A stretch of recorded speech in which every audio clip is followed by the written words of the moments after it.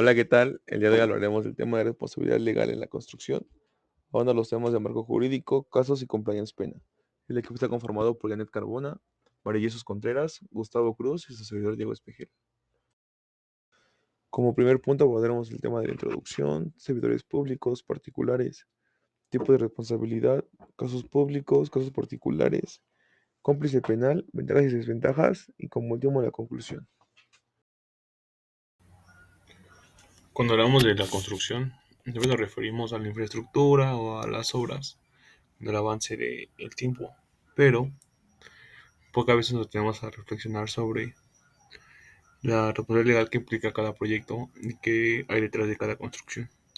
Existe un marco jurídico, así como también que regula cómo deben de hacerse las cosas, quién responde si algo sale mal y qué consecuencias legales pueden enfrentar todos los servidores públicos como particulares. En este video vamos a hablar de todo eso, desde el marco legal que rige la construcción hasta los diferentes tipos de responsabilidades, civil, administrativa y penal, pasando por casos emblemáticos tanto en el sector público como en el privado. También veremos la importancia de compliance penal como una herramienta de prevención que ayuda a las empresas y a los propios funcionarios a cumplir la ley y evitar sanciones. Esto se hace con el fin de comprender la responsabilidad legal de la construcción no es solo un requisito burocrático, sino una pieza clave para garantizar la seguridad, transparencia y confianza en cada obra que se construye. Entrando al punto de nuestro marco jurídico para servidores públicos, sabemos que actualmente en México y en la construcción es muy estricto este punto, ya que se ha regulado desde la Constitución, que establece principios como la legalidad, la honradez y la transparencia. Hace leyes específicas como la Ley de Obras Públicas y servicios relacionados con las mismas, la Ley General de Responsabilidades Administrativas y situaciones más graves, el propio Código Penal. Cada servidor público que participa en una obra, ya sea la planeación, licitación, adjudicación, supervisión o entrega, tiene la obligación de garantizar que los recursos se usen de manera correcta, que los procesos sean transparentes y que la obra cumpla con los estándares de calidad. Cuando esas obligaciones no se cumplen, entran en juego diferentes tipos de sanciones, desde responsabilidades administrativas, como amonestaciones, multas y inhabilitaciones para ejercer un cargo, hasta responsabilidades penales en casos de corrupción, desvío de recursos, colusión con particulares o negligencia que ponga en riesgo la seguridad de la obra. El marco jurídico busca que los servidores públicos entiendan que no solo se trata de gestionar una obra, sino de ser garantes de que cada peso invertido y cada estructura construida realmente responde al interés de la sociedad. Cuando pensamos en la construcción, solemos imaginar que la responsabilidad recae únicamente en los funcionarios públicos, que autorizan o supervisan los proyectos.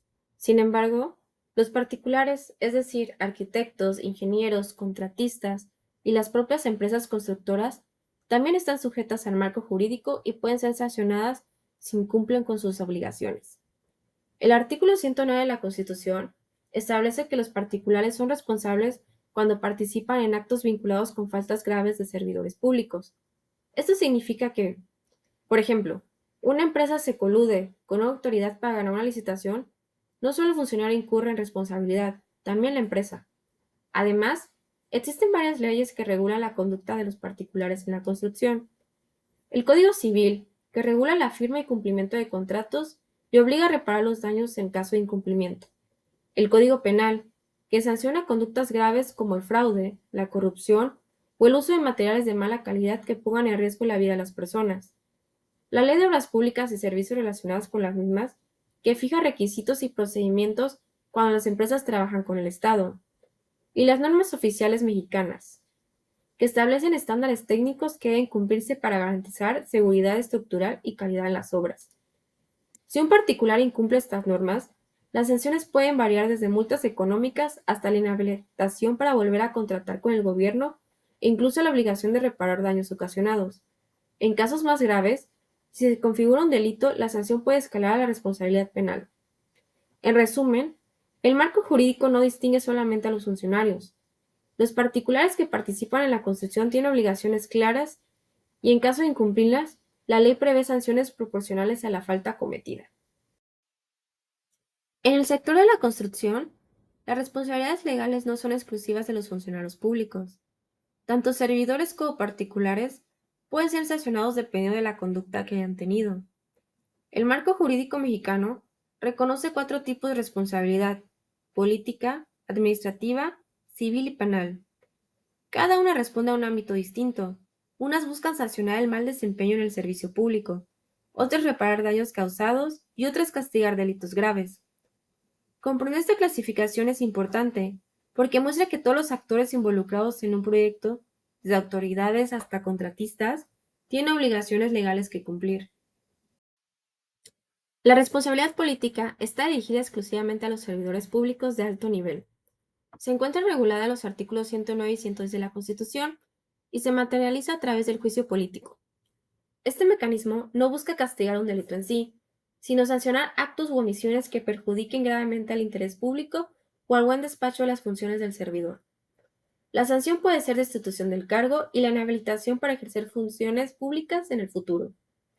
Aunque no aplica a los particulares, es parte de la clasificación porque es un mecanismo de control que influye directamente en cómo se conducen quienes autorizan o supervisan las obras. La responsabilidad administrativa tiene un alcance más amplio. Puede recaer tanto en servidores públicos como en particulares que se relacionen con ellos. Por ejemplo, empresas que participan en licitaciones de obra pública. Está regulada por la Ley General de Responsabilidades Administrativas, que distingue entre faltas no graves, como la negligencia o el incumplimiento de deberes, y faltas graves, como el cohecho, la colusión o el uso indebido de recursos. Las sanciones van desde amonestaciones hasta multas económicas muy altas, suspensión de funciones, destitución e inhabilitación para volver a contratar con el gobierno. En el ámbito de la construcción esto es clave, porque muchas sanciones o constructoras provienen justamente de procesos de auditoría o supervisión administrativa. La responsabilidad civil se centra en reparar los daños que se causan, ya sea por incumplimiento contractual o por actos extracontractuales.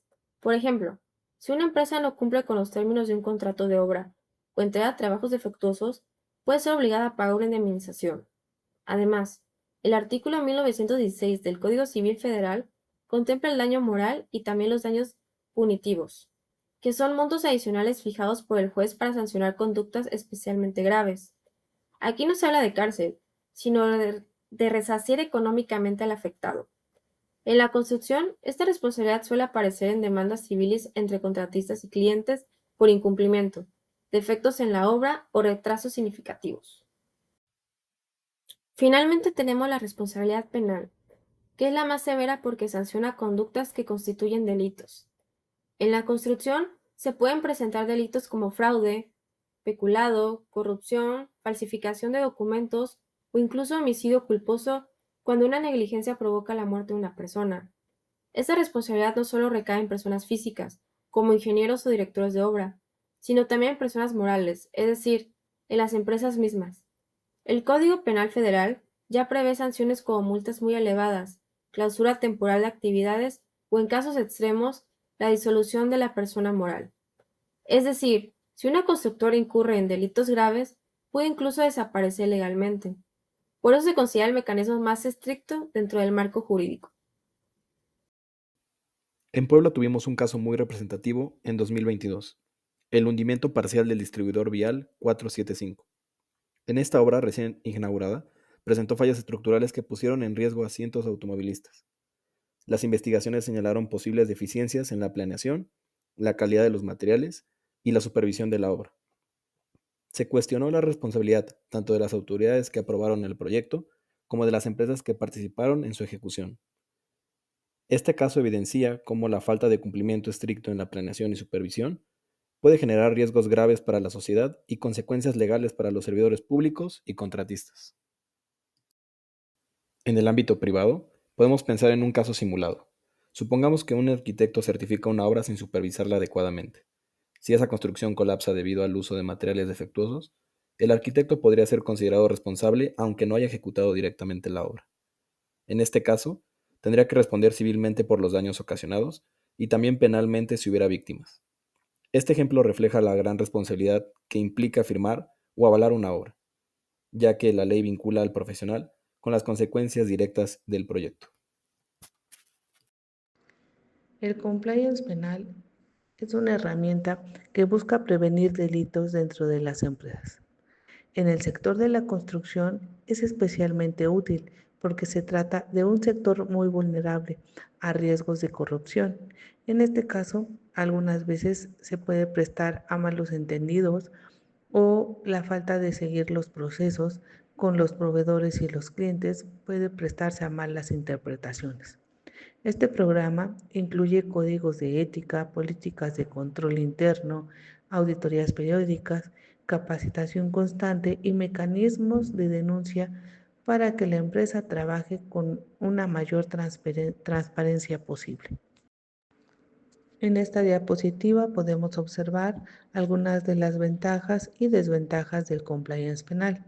Una de las principales ventajas de contar con este tipo de sistemas está en la prevención de sanciones legales. Esto genera confianza con los clientes y con el resto de las autoridades. Hace que tengamos una mejora de procesos internos y podamos crecer de alguna manera en el ámbito de confianza con el gobierno. Una de las desventajas es su implementación, ya que es costosa, requiere de personal especializado y muchas veces enfrenta resistencia al cambio del personal. Esto es porque la empresa no ha tenido el hábito de acostumbrarlos a llevar un proceso correcto en el cual ellos se comprometan con la empresa de manera confiable y la empresa pueda ser también confiable para las empresas con las que colabora. En conclusión, la responsabilidad legal en la construcción es un tema muy importante, ya que su alcance es tanto para servidores públicos como para particulares, donde el incumplimiento de las normas puede derivar en sanciones administrativas y demandas civiles. Así como el compliance penal representa una herramienta eficaz para prevenir riesgos y fortalecer la transparencia en el sector de la construcción.